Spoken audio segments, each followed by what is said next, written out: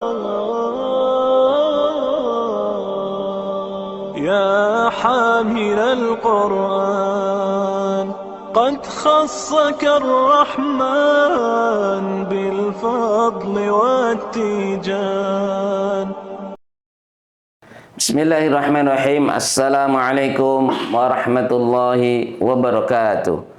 Alhamdulillah wassalatu wassalamu ala rasulillah wa ala alihi wa ashabihi wa man walah. Kaum muslimin wal muslimat, sahabat Al-Quran, sahabat Al-Qasimi, rahimani wa rahimakumullah. Dalam pertemuan ini, saya penemu metode Al-Qasimi, Ustadz Qasim atau Ustadz Abu Huri Al-Qasimi akan menjelaskan tentang 3 madhab kaum muslimin di dalam menghafal Al-Quran. Madhab artinya bisa golongan atau cara atau kelompok. Manfaat mengetahui madhab akan saya jelaskan setelah nanti saya jelaskan ada 3 madhab. Yang pertama adalah jika dihitung dengan poin di sini ya. Jadi nanti silahkan para kader metode Qasimi menghafalkan dengan poin seperti ini ya. Madhab hafalan metode Al-Qasimi mengutamakan lancarnya hafalan daripada banyaknya hafalan. Ini kalau ada metode Al-Qasiminya. Nah, sekarang yang madhab hafalan metode Al-Qasimi kita ganti madhab pertama ya. Madhab pertama mengutamakan lancarnya hafalan daripada banyaknya hafalan. Saya ulangi, madhab pertama mengutamakan lancarnya hafalan daripada banyaknya hafalan. Rumusnya, materi sedikit, pengulangannya banyak. Penyakitnya tergesa-gesa. Nah, sekali lagi saya ulangi dari depan. Madhab pertama mengutamakan lancarnya hafalan daripada banyaknya hafalan. Rumusnya, materi sedikit, pengulangannya banyak. Penyakitnya tergesa-gesa. Kemudian madhab kedua. Madhab kedua mengutamakan banyaknya hafalan daripada lancarnya hafalan. Rumusnya, materi banyak, pengulangannya sedikit. Penyakitnya lola. Nah, lola itu loading lama ya. Sekali lagi madhab kedua ya, saya ulangi. Madhab kedua mengutamakan banyaknya hafalan daripada lancarnya hafalan. Rumusnya, materi banyak, pengulangannya sedikit. Penyakitnya lola. Jadi berkebalikan antara madhab 1 dan madhab kedua. Kemudian madhab ketiga ya. Madhab ketiga menargetkan banyaknya hafalan, namun ujiannya sebagian saja ya. Saya ulangi, madhab ketiga menargetkan banyaknya hafalan, namun ujiannya sebagian saja ya. Kemudian madhab ketiga ini dia pakai madhab kedua dulu baru madhab pertama. Jadi rumusnya, awalnya materi banyak, pengulangannya sedikit. Akhirnya materi sedikit, pengulangannya banyak. Penyakitnya lola. Jadi penyakitnya sama dengan yang kedua. Saya ulangi, madhab ketiga ya. Madhab ketiga menargetkan banyaknya hafalan, namun ujiannya sebagian saja. Rumusnya, awalnya materi banyak, pengulangannya sedikit. Akhirnya materi sedikit, pengulangannya banyak. Penyakitnya lola. Nah, ini rumus, ada 3 madhab. Kemudian akan saya jelaskan sedikit demi sedikit. Manfaat mengetahui madhab di sini, 1, jika memiliki lembaga pendidikan, dia yayasan atau dia memimpin sebuah lembaga pendidikan, mudir, direktur, atau kepala sekolah, bisa memilih salah satu madhab tersebut. Tentunya konsekuensinya nanti akan berbeda-beda di dalam konsep turunannya. Yang kedua, jika lembaga pendidikan milik orang lain, maka kita bisa menilai, mengelompokkan. Intinya bisa mengelompokkan masuk madhab keberapa. Ini manfaat. Kemudian selanjutnya, salah satu manfaat selanjutnya adalah untuk sinergikan, mengompakkan antara yayasan ataupun pemimpin, mudir atau kepala sekolah di dalam menjalankan konsep tahfidz di sebuah lembaga pendidikan supaya kompak, supaya rukun dan bisa bersinergi dengan baik. Kaum muslimin wal muslimat, sahabat Al-Quran, sahabat Al-Qasimi rahimakumullah, sedikit saya jelaskan tentang madhab pertama. Dan madhab pertama ini adalah pilihan metode Al-Qasimi. Artinya metode Al-Qasimi memilih mengutamakan lancarnya hafalan daripada banyaknya hafalan. Rumusnya materi sedikit, pengulangannya banyak. Penyakitnya apa? Tergesa-gesa. Jadi kalau Anda tergesa-gesa menggunakan metode Al-Qasimi, maka itu penyakitnya. Justru nanti tidak nyaman, bahkan hafalannya juga tidak lancar. Di dalam metode Al-Qasimi akan kita hitung kebutuhan waktu yang sederhana untuk 1 juz. Nah, untuk 1 juz maka akan terhitung kurang lebih usia 23 tahun ke bawah, kebutuhan waktunya 60 sampai 90 jam. Ya. 60 sampai 90 jam. Kita bulatkan, kita maksimalkan 90 jam. Itu bisa menghafal 1 juz sekali duduk. Ya, itu nanti akan dibahas di buku monitoring di cover belakang atau sinopsis. Sudah kita hitung kurang lebih orang menghafal 1 juz sekali duduk itu kebutuhan 90 jam. Artinya jika sehari setengah jam, maka butuh waktu 180 hari atau 6 bulan. Kalau sehari kuat 1 jam mengaji, dan 1 jam bisa dikredit pagi setengah jam, sore setengah jam. Tidak harus 1 jam sekali duduk atau selesai. Nah, kalau sehari 1 jam, maka akan selesai insya Allah 3 bulan. Kalau sehari 2 jam, maka akan selesai 1,5 bulan dan seterusnya. Itu kalau 1 juz. Bagaimana kalau 30 juz? Nah, madhab pertama ini akan menghitung kurang lebih jumlah jamnya sekitar 5.000 jam. Artinya 5.000 jam orang akan lancar menghafal 30 juz. Nanti jika dihitung khatamnya 30 juz, kurang lebih 200 sampai 230 kali khatam.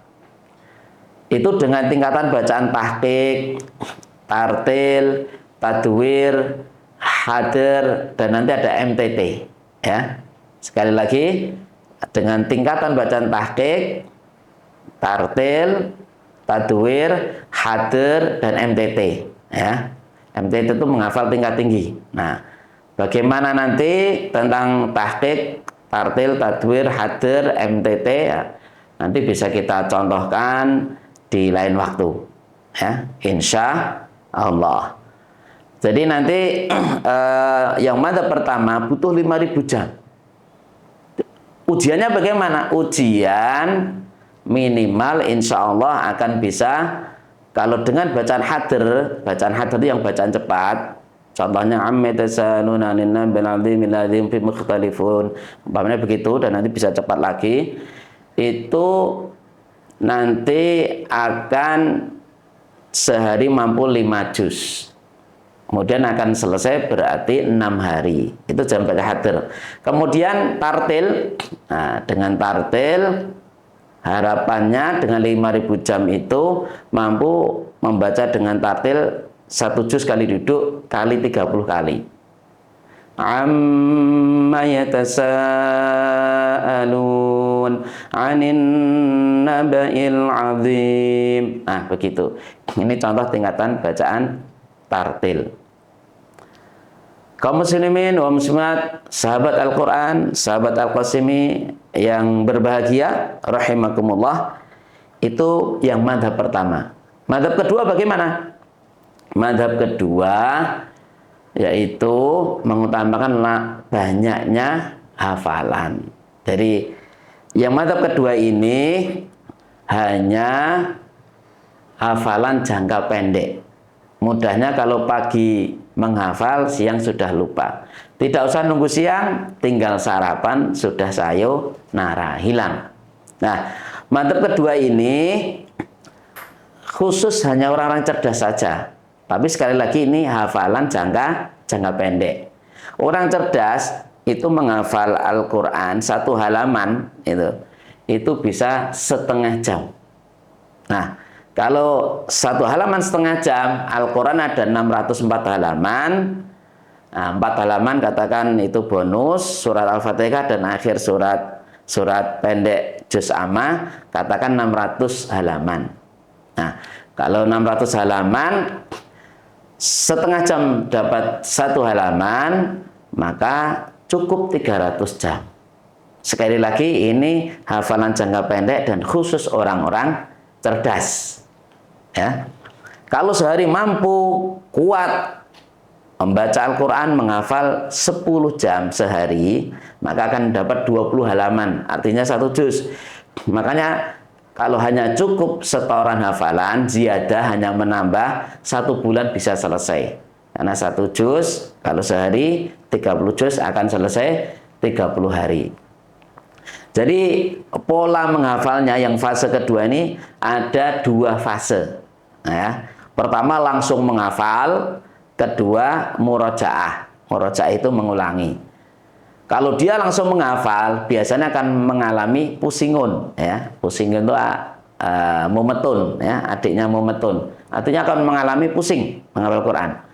Kemudian nanti ketika murojaah, dia akan mengalami bingungun. Nah, jadi contoh yang madzhab kedua, dia setoran hafalan sudah dapat 4 juz misalnya. Mengulangi juz 1, dia akan mengalami kesulitan. Juz 2, keberatan. Juz 3, nggak ada gambaran.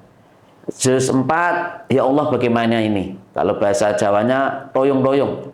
Jadi menghafal pusingun, muroja bingungun. Artinya menghafal Al-Quran bisa jadi kurang bisa menikmati. Nah, jika madzhab pertama, maka ada 3 fase di dalam metode Al-Qasimi khususnya. Ya.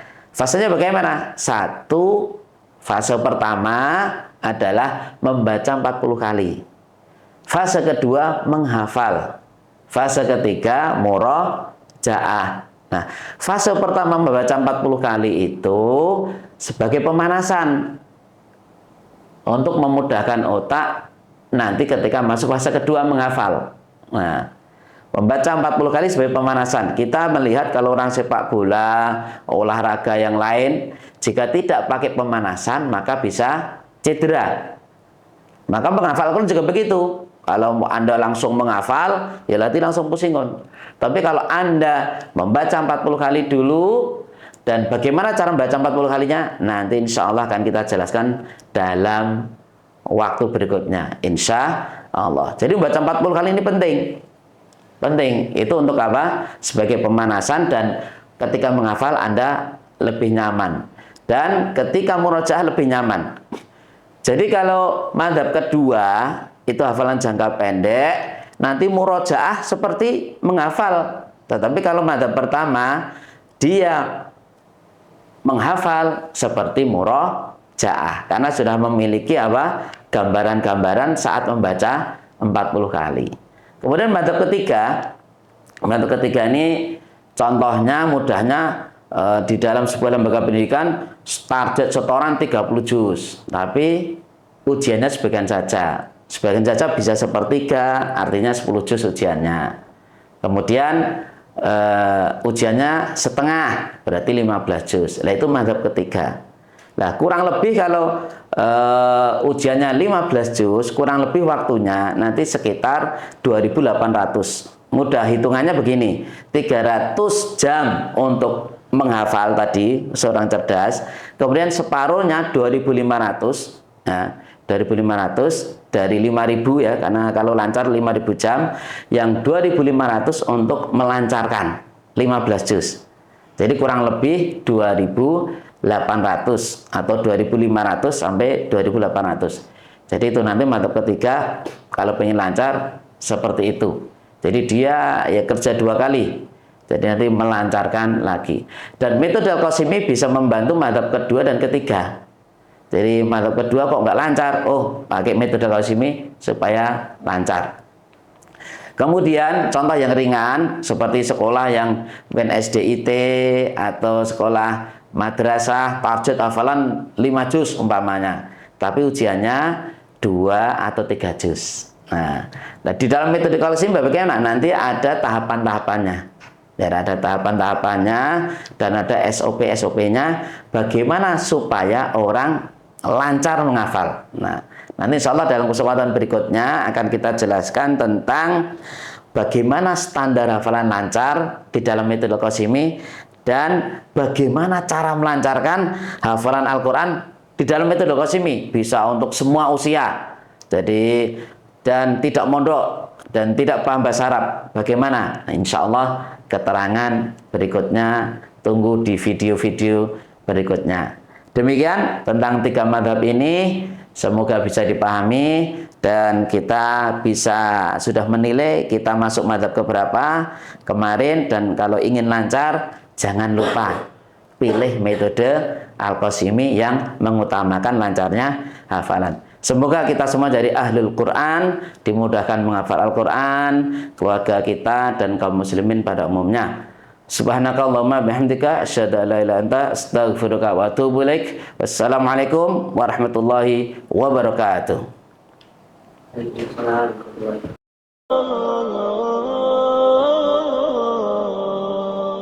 يا حامل القرآن قد خصك الرحمن بالفضل والتيجان